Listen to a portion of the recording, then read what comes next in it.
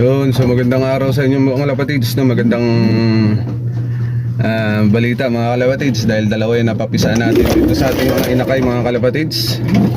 Yun, so ito mga kalapatids ay susuksukan natin itong dalawa na to ng club ring mga kalapatids. Ito yung pangatlo natin. So yung pangalawa nandun sa baba mga kalapatids, si Vandenbroek. At maglalaro na tayo ng sarili nating bloodline mga kalapatids, yung ating old model na bloodline dito sa aking lock.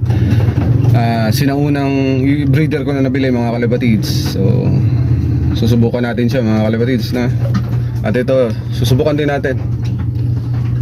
Yun, so club ring ng PRPS ang isusubok natin dito sa kanilang dalawa mga kalapatids na. So, ito yung mga magulang. Yan. Yun. So